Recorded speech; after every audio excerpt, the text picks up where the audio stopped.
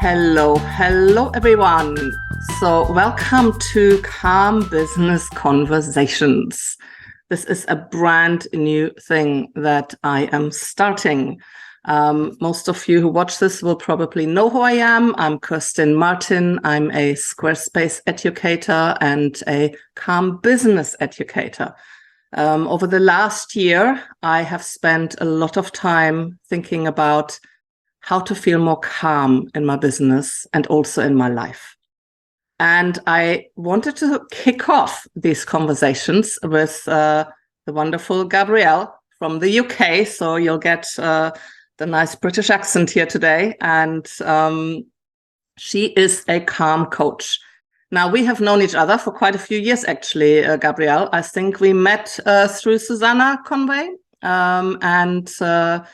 So we've kind of been following each other, we chat every now and then. And as I, went more and more into the calm business philosophy, then, of course, everything Gabrielle does, I thought, yeah, wow, this just resonates so much, So, of course, we want to start off with Gabrielle, the calm coach. So why don't you introduce yourself, Gabrielle, and tell us a little bit more about, what you do and how did you get to become a calm coach?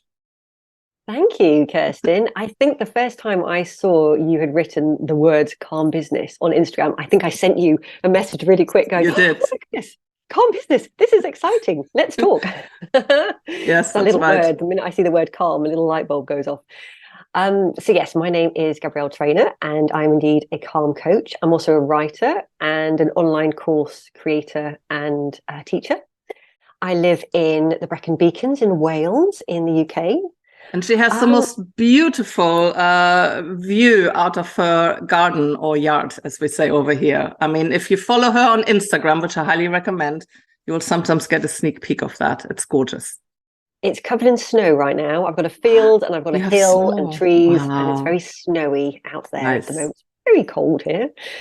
So I have been doing this for quite a while. I essentially help people who are feeling overwhelmed, stressed out. It's all getting on top of them. It's all getting a bit much, to bring down the overwhelm and stress, to feel calmer, to feel more in control, to feel more confident that you can cope with everything that the world is throwing at us. And the world is throwing a lot at us. And as well as to feel calm, to feel joy as well, because that is important. It's not just about, having this sort of equilibrium. It's also about feeling more joy and more fun and more light in our lives. Yeah. I really like what you actually say on your website. And sometimes I'm going to refer to my notes that I made. You say it's all about feeling calm, joyful, confident, and in control. And I really like that, because I think those go so well together. It's all part of the same package, isn't it?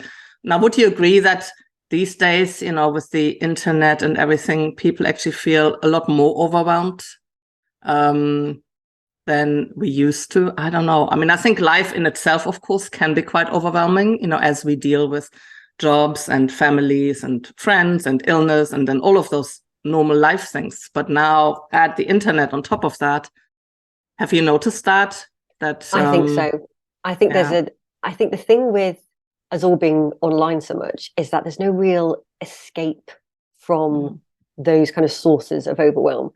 Because it used to be that, if people at work were being full on, if work itself was being overwhelming, you would get home and you would shut the door, and that would be that. And maybe somebody could telephone you, but that would be it. And people probably wouldn't. Whereas now, you've got your emails beeping, you've got social media, you've got every way to be Teams. connected. My husband gets Teams calls like at 7 a.m. It's like, really?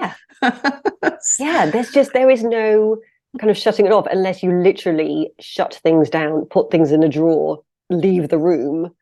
But then there's the knowledge of, but what am I going to come back to? And if I do shut things down, am I then going to come back to 20,000 emails tomorrow and missed calls and all the rest of it? So it's that lack of being able to just step aside from it, to shut the door on it. I think that the being able to switch off is really hard nowadays. Yeah, I think so. And to be like really intentional about it.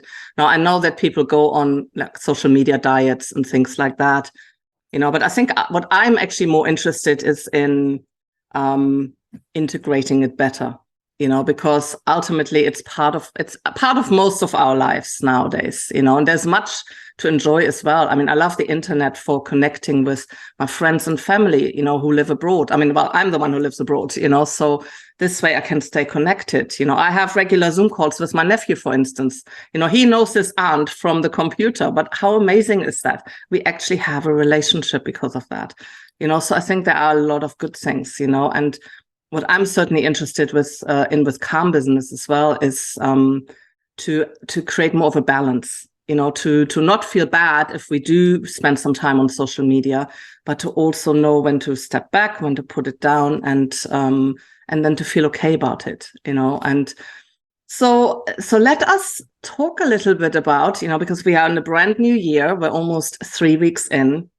And I know a lot of people are already feeling quite overwhelmed. And now personally, I actually intentionally took the first week of January off still, meaning I was slowly easing into things, so I completed my end of year review and just kind of started to, ease back into the mindset and into the work. But I didn't feel rushed as a result. It was nice. Next year, I might actually take all of January off, so, be more like our natural world, well, northern world anyway, northern hemisphere. Apologies to those of you in Australia and the southern hemisphere. Everything hibernates in the natural world in the winter. And I really think, wouldn't it be nice if in our businesses, we also could adopt a more natural rhythm, and so what do you tell people, how to actually start the year more calmly, given how easy it is to just be, thrown back into it and immediately get overwhelmed? Yeah, I think you're right. This is, in the Northern Hemisphere, absolutely a time that we just want to hibernate. Yeah. And we need to go with that to a degree. We need to be able to say to ourselves, okay, I don't feel like getting up at 5 and going straight off to the gym or, cracking on with emails the minute I wake up. Actually, I just want to stay in bed for another hour. That doesn't mean that you're lazy. It doesn't mean you're going to want to stay in bed for another hour forever. It just means that right now it's pitch black outside. It's freezing cold. And what you want to do is just give yourself a little bit more time. And I think that self-compassion is enormously important here. It's giving ourselves a break and saying, I don't feel like doing this thing. Is that surprising? No, actually, the last few years have been exhausting. It's winter, I'm not getting as much vitamin D because there's hardly any sunshine, there's hardly any daylight. It is cold. There's a lot happening in the world that is piling on the pressure and adding worry and stress. Yeah. Therefore, actually, what I really need to do is give myself a break and be kind to myself. And so often I think we think that if we give ourselves a break, if we cut ourselves some slack, if we are kind to ourselves, somehow that is going to make us unproductive. It is going to make us lazy. And it will sort of, mean that forevermore, we will be slackers who don't get anything done. And it doesn't, it's the opposite, actually. It's actually the opposite, isn't it? It is. Yeah, absolutely. It means that actually you can just give yourself some rest, some respite. You can use that to then give yourself some new energy. We need to rest to be able to have some energy. The natural world, like you said, does not just, keep producing flower after flower after flower. The trees do not just keep going with their, their buds and their new leaves all the time. Everything has a season. Things have to go quiet. They have to calm down a little bit so that they can rest to then come back with some more energy. And human beings need that as well. Yeah. But half of the battle, and it is a battle because we have a battle with ourselves, and what disrupts our calm and takes away our calm is this feeling of, well, I should be doing more. I should be productive. New year, new you. Productive, right? Everything is about productivity these days, well, it has been for a long time, actually. It's kind of the world we live in right now, and, with the Industrial Revolution and, capitalism and all of that, everything is about how can we be more productive. Now, it's a nice feeling if you feel productive, if I've had a productive day, that does feel good, but it's a very short step from there to overwhelm, because these expectations, these external expectations are there, to always be productive. And now talking about, maybe staying in bed for an hour longer, I think it's also important to know ourselves, to know our biorhythm, for instance. Now some people are natural early birds. There are actually people like that, not me, but there are. So I think, so maybe they do actually, want to get up early, but then spend that time doing like calm things, maybe read a book, meditate, whatever feels good to you. Don't, like you said, rush straight to the computer and to the emails or to doing things, So, for those, who are more inclined to naturally wake up early, well, that's fine, but everyone else, give yourself a break. Yeah. Maybe, spend that extra. Yeah. Sorry. Yeah. The productivity thing that's a biggie, because so often we can think, oh, I've had a really productive day. I feel really good. If I've not been productive, I don't feel very good. And we totally measure our worth and our value in the world as to how productive we have been. And something that I shared in my newsletter last year that really struck a chord with people was this idea of writing, I called it a whole life done list, where instead of writing a list of things to do, what I did instead is during the day, I sometimes add to it, or I would write at the end of the day, I would write down everything I've done. And I mean everything. So I read a chapter of my book. I had lunch. I listened to a radio program. I put the washing out. I went for a walk. I cuddled the dog, as well as I, sent those emails. I pitched that feature idea. I worked on my new course. I had a coaching call, as well as all the work stuff. I wrote down everything. And it was quite enlightening to see, oh, look, these days where in, technical terms, maybe I didn't do that much productive stuff in terms of, what is classified as strictly work. But lo and behold, I did all these other things. And it's not just about, oh, look, I got all these things done, but oh, look how I took care of myself. Look how I was kind to myself. Oh, I did some reading. I went for a walk. I listened to the birds. I had a chat with my friend. I had a natter with the neighbor. No. Oh, actually, all these things are really important as well. And it's really interesting to do. If you try it for like a week, perhaps, and just see, if you write down everything you do and you discover all kinds of things that you think, oh, I've not been productive, but actually you have been productive. You're just not necessarily in the stereotypical capitalist way. Yeah, well, and it's interesting you mentioned that, because that's actually similar to an exercise that I have done, and that when I used to like mentor people, that I suggested for a whole week, write down exactly what you do. So have like a spreadsheet. So I actually have a spreadsheet that I give to people for this, and then categorize what you do. Now some of it is business related, but also write down everything you do.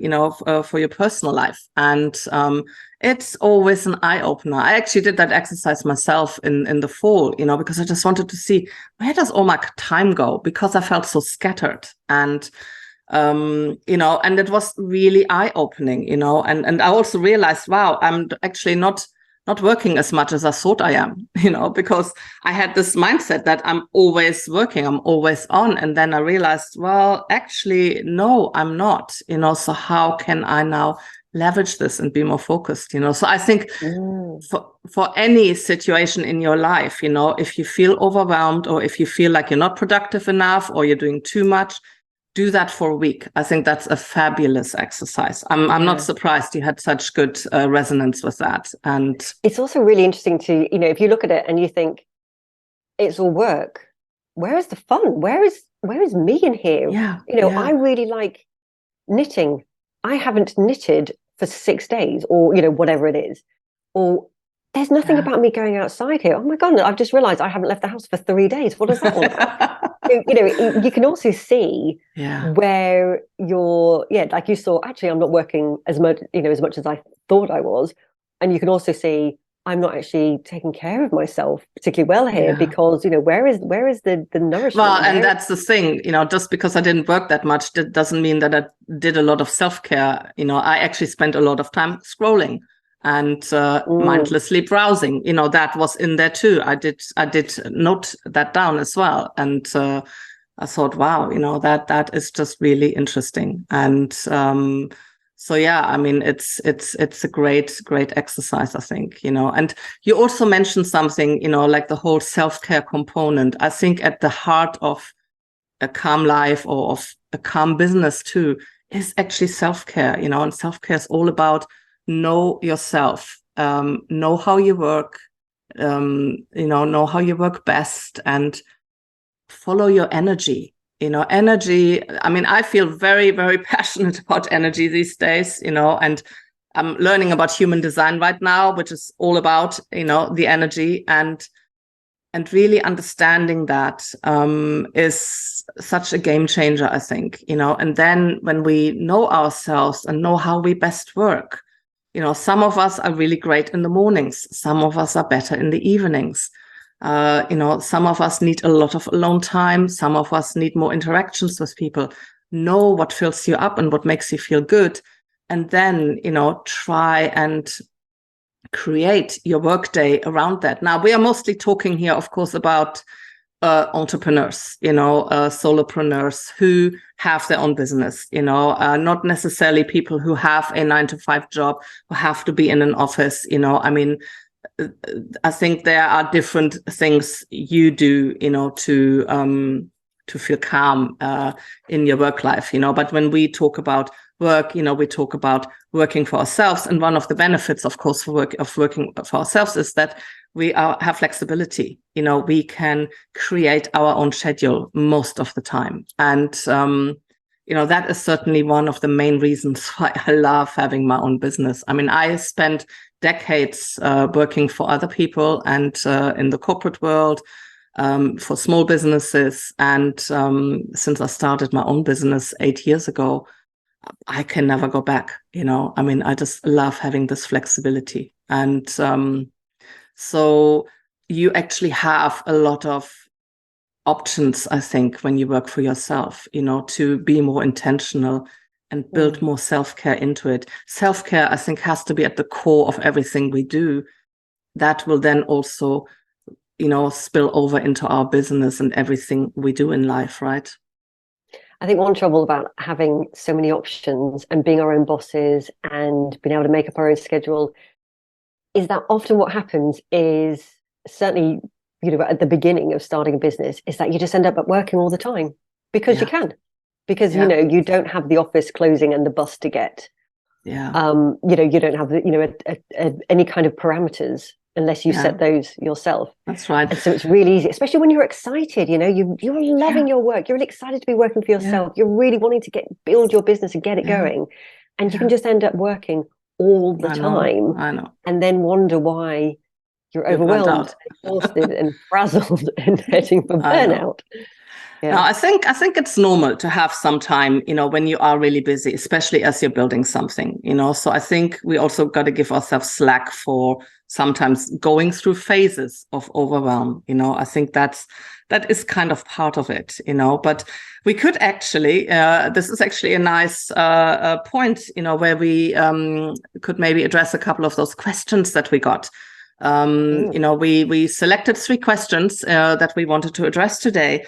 And one question came in from Rebecca. So, Rebecca, thank you for that question. Why don't you read the question? Let's do that. So she said, speaking of calm, I'm excited about your calm business conversation with Gabrielle Treanor. I'd love to hear both of your thoughts and advice on how to build calm into a business from the very beginning. I feel like I should be firing on all cylinders, doing this marketing strategy and that sales page and launch strategies, etc., etc. But I really want to build a business that, yes, requires hard work, but doesn't have its foundations in endless hustling. Good question. Right. Great question. It's actually funny. When I started my business, to be honest, I wasn't thinking about any of this. I fell into entrepreneurship. We had moved from the US to the UK. I was in my early 50s, and the plan was for me to find a job again. And, and then someone asked me to redesign their business website. So I did, and it was a huge success. And I thought, oh, why don't I become a web designer? So it was, I'm an accidental entrepreneur. And in the beginning, I have to say, this was about 8 years ago. When I started, none of this was on my radar. And, I just started, designing websites, and I got myself a little office, meeting people, telling people about what I was doing. So the hustle back then wasn't quite there yet, or at least I wasn't all that aware of it. But then, as I immersed myself more into the online world, then it just became like, oh my gosh, all of these people are out there, all these formulas and, all the things, sales and marketing. I think when you enter the online world nowadays, yes, it can absolutely feel very overwhelming very quickly. And I think, my biggest advice always is to people who are starting out, or people who, who've already been doing this for a while, business blinders. That is, I didn't know what it was. I didn't have a name for it when I started out, but that's actually what I have always done. When things get too noisy, I just block them out. I ignore them. And I just stay on my lane, So literally it means sometimes unfollowing people, unsubscribing from newsletters, only seeking out people that actually are more aligned and that make you feel more calm, and intentionally just blocking it out, ignoring it, much like horses who have blinders, to keep them on track and to, have less distractions. That is always my number one tip, especially also when you start out. Just ignore the hustle, if, as best as you can, and just really focus on what you are doing, focus on, learning your craft, improving your skills, doing really good work for your clients. And, don't worry so much about, doing everything at once. It's a process. You usually start, by deciding, well, this is what I want to do. So in my case, I wanted to be a web designer. So I had that first website. So I created a website for myself. I had one client in my portfolio. And then I started reaching out to people about this, and I wasn't focused on marketing or sales. I didn't call it that, and it was pretty calm, actually, the way I started, because I just knew this is what I want to do. I learned a lot, I honed my Squarespace skills and things, and I trusted, that things would fall into place, and they did. So as you begin, I think knowing how you work, how you work best, organize your day that way, and then put on your business blinders. What are your tips, Gabrielle? I have a lot of thoughts on this. I can imagine. So I totally get the, wanting to fire on all cylinders. Like I said, when you first start up with your business, it is very exciting and you do want to work on it a lot, but it's not, you can't keep that up forever. And what you want is a sustainable business, not one that you go full tilt and then run out of energy. I think, and it's, in particular at the start of a new year, it can be really useful to choose a word for the year, which I know, a lot of people doing is really popular. And I think that can be really useful. You can choose one for your entire life. You can choose one for business, one for personal. But I think it's really useful because it helps you to think about, how do you want to feel in your business? How do you want your business to feel? Yeah. And even if you pick quite a kind of, energetic, dynamic word like build or grow. Years and years ago, quite near the start of my business, I had the word grow as my word for the year. Me too. I've had that. You can still think about, okay, what is needed for me to embody that word? So if it's the word grow, for me to grow, is that me going at full tilt nonstop for a year? Probably not going to be able to manage that. So what do I need to grow? Actually, I need to nourish myself. I need to pace myself. I need to put my business blinders on. I need to have some boundaries. around my work as to when I'm going to answer Boundaries, emails, when am I going to say, actually, you know what, I'm switching off for the day? How am I going to manage my work and my life so that I can have the business I want, and so that I can body, whatever the word is, even if it's something that's really quite dynamic, like grow. You really need to take care of yourself. Like you said, about the whole self-care thing. When it comes to having a business, you have to take care of yourself, because nobody else is going to do it for you. Wonderful being your own boss. And at the same time, there is nobody to say to you, you know what, your workload's a bit heavy, let me take some off you. Because nobody else is going to come along and take some work off you, or say, why don't you slow down, or why don't you, take the day off? You need to do that for yourself. And so you need to be the person to say, actually, this is what I'm going to concentrate on now, and these are the things that I'm going to look at in the next quarter, or in the latter half of the year, or when I've got round to it, because there's only so many things I can blooming well do right now. Yeah. And think about, what is it that helps you to have the energy, to have the inspiration, the creativity, the ideas, to feel brave and strong, to be writing the sales pages and to be making contacts with people, if that's something that feels quite stretchy for you. Is it actually, what helps me to do that is to dance around the room to music for 10 minutes before I then send an email? Is it going for a walk? Is it meditating? It could be whatever it is for you. It doesn't matter if somebody else does something else. Whatever works for them is marvelous. But what is it that works for you? How can you take care of you? And also back to boundaries, actually, is also communicating those boundaries with other people.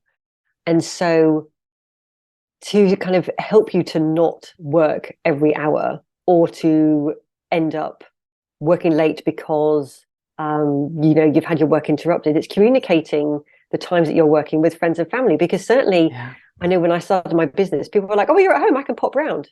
I'm like, no, I'm working. Yeah, but you're your own boss. Yes, I know, but actually I'm working right now, and that can be quite difficult. So if you can make that just really, apparent to people, these are the times I'm working.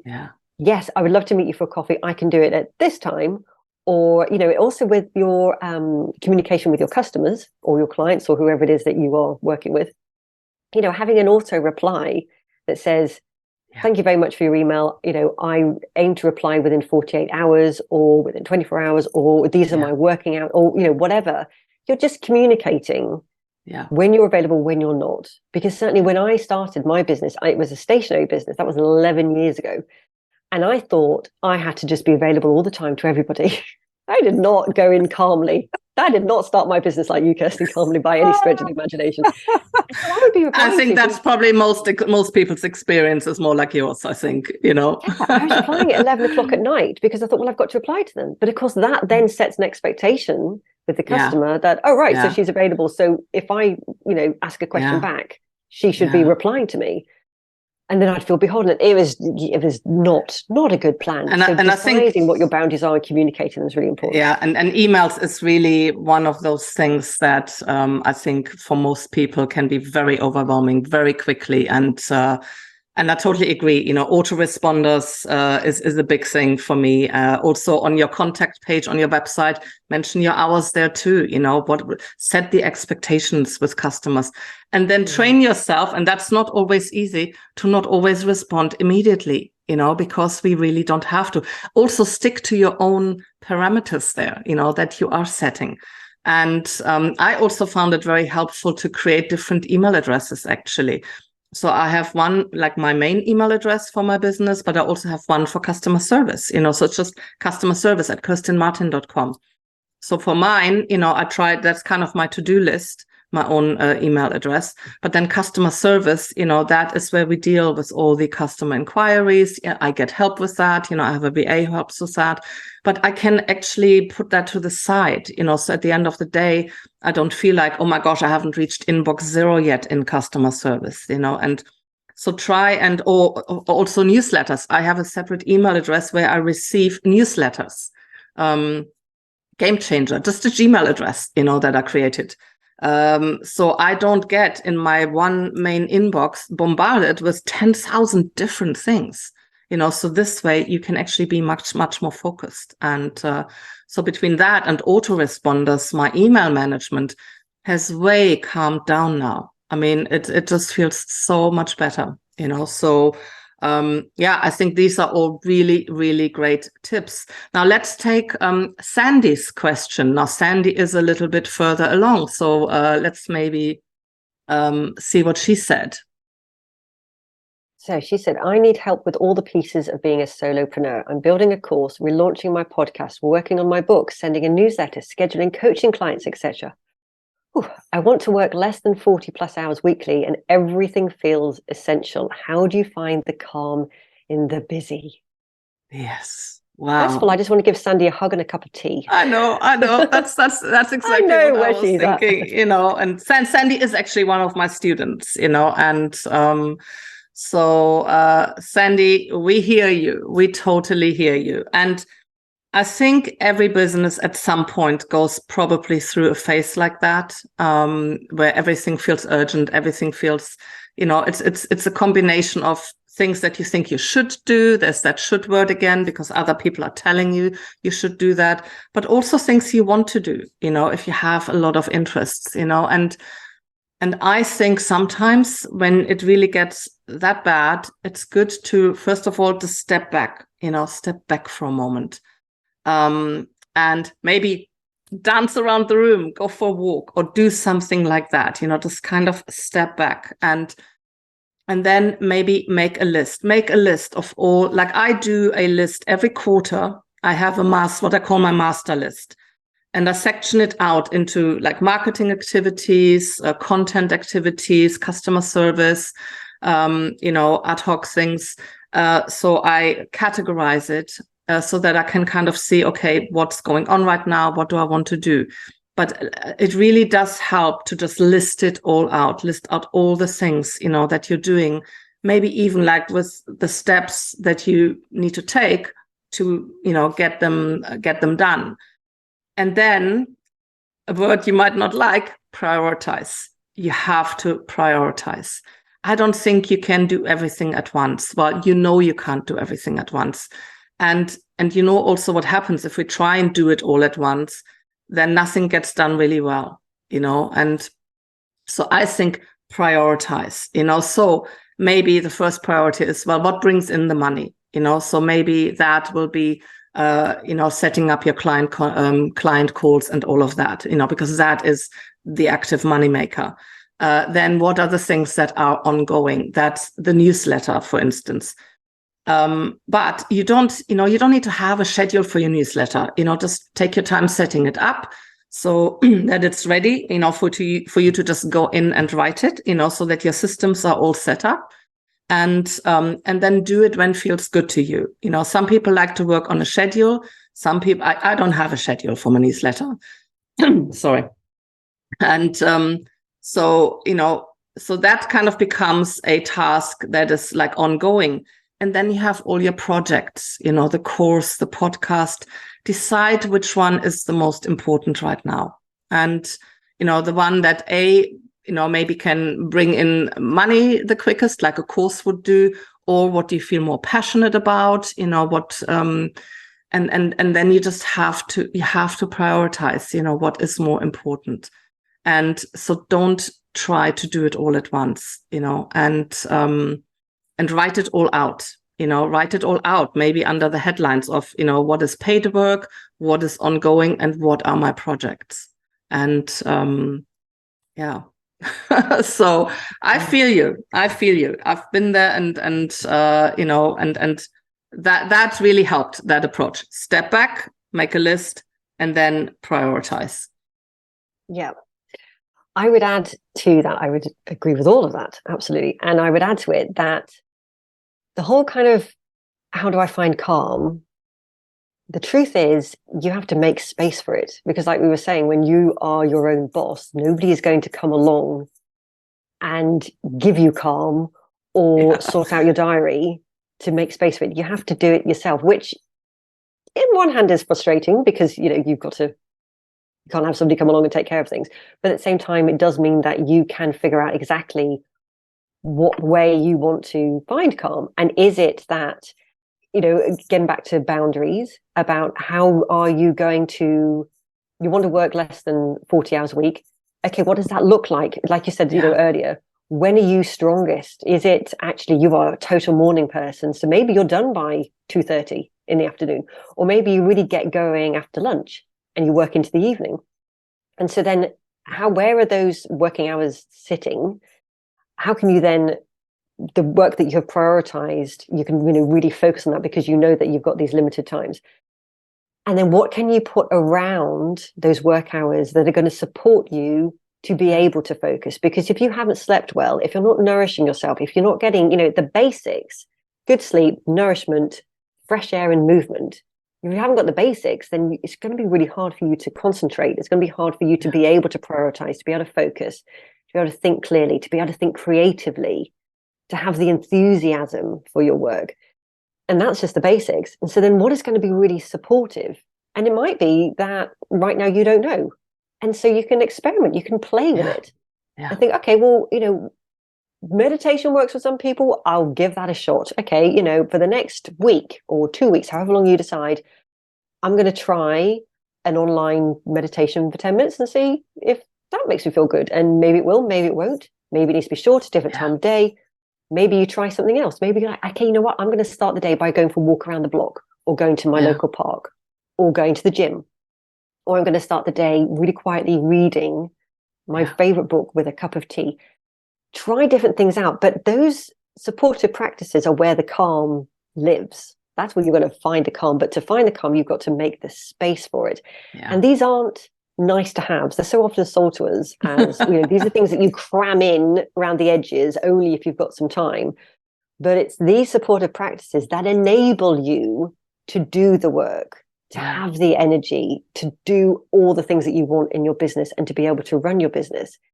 And without them, you will motor on for a while, but it's not sustainable. And at some point, your energy, your engine will start to sputter and peter out eventually. And so it's deciding for yourself, okay, I am important to my business. I'm actually the most important part of my entire business. My website is really important, and my accountant is really important, and other aspects are really important, but without you there is no business. So you are the number one most important part of your business, which means you are the number one part to take care of. So it's how you want to go about that. And if you're not sure, try different things, play with it. I mean, I love experimenting, actually. That's something I've done a lot, and just try things out, and see what sticks, if you are not sure. And I totally agree, it's not a nice to have, it's a necessity, I mean, it's interesting because as I mentioned earlier, I'm really learning a lot about human design. Now, I'm a projector in human design, and apparently projectors need a lot of rest. Like even more rest than the rest of people. And looking back at my life, that makes total sense. I can now see why I have, in certain situations, acted the way I have or felt the way I have. And, whenever I have, rested, I've always felt guilty, because it's not productive. And, so I've always been aware of this guilt. I've never really been aware of the necessity. So now I have a better understanding of this. So I can work very focused in spurts of time, and but then I need a break. I need some space, to come down from that. And I have a much better understanding of that now. So I am now actually actively building that into my days, which is amazing, because I can easily just sit in front of my computer for 10 hours every day. But after the focused work, then it's just kind of busy work. So now I make a conscious decision. Okay, I'm going to step away now from my computer, and I'm going to, go for a walk, or maybe read a book, or maybe start preparing dinner a little bit, chopping up some vegetables, and just something that just brings me down and away from it, And this way I can be much more focused in the time that I do work. So you can actually get quite a lot done in less than 40 hours a week if it's focused time and not busy time, So experiment with those things, So prioritize, and then start experimenting. And also, if you can, get help. At some point, we also need help, so as and when you get to that point, so for instance, I work with Shona, who is my studio manager, who helps me out, like as a VA and the strategy sessions and all of that. And that's been a game changer, so as soon as you can, like afford it, get some help as well. And we don't have to do everything alone, even if you're a solopreneur, we don't do everything alone and all by ourselves. Now, let us also go on. I was just going to say also, help doesn't have to be in your business, because sometimes people are like, well, actually, my business is not in a place where I need to have somebody helping my business. Yeah. So instead, it might be that you get a cleaner. It might be that you get one of those lovely food boxes that appears with, all the ingredients in the recipe, and you just chuck it all together. It might be that, somebody does your ironing. Yeah. It could be, it might be that your family, that you actually engage your family and say, hey guys, I have a business, and I need you to step up a bit, around the house and do more things. And absolutely right. You're so right. That is also the kind of help that I think is actually very important as well. Because again, it comes back to, how we take care of ourselves, right? And not just the business, but ourselves as well. And so maybe we finish off with the last question, that came in. If you want to read that, Gabi, thank you for having that ready, by the way. I wasn't as well prepared with those questions. How do you deal with FOMO when it comes to courses and other paid resources? I recently joined a course that has value and information I have implemented, but I feel I paid far too much and regret my purchase. Are there red flags to look for in a sales pitch? Well, I think it's all about how you feel. So when you get a sales pitch, when you read someone's sales page or get an email, how does it make you feel? I often, like, my gauge is, does it make me feel nervous? Oh my God, I get this nervous energy, and oh yeah, I really should do that. And oh my God, the price is going up, and yeah, this is a good deal now. And so my feelings are actually not that great. So I don't actually have like good feelings, because basically I'm being hustled to. And that is often what happens. Hustlers often hype up the sale, but then they don't deliver. I have heard that a lot, that basically you have all these expectations based on the sales pitch, and then it just doesn't deliver, because they're good at hustling. They're not always that good at delivering, unfortunately, and then they charge a ton of money for that too. So I think, just see, if you feel, nervous, if you feel pressure, fear of missing out. If those are all your feelings when you get the sales pitch, then maybe don't hit enter with your credit card just yet. Maybe step back for a moment. Of course, if there's a countdown clock and you feel like, oh my gosh, I really got to do this, because that's the typical thing that everyone does, is those blooming countdown clocks. They work. That's the thing, though. They work.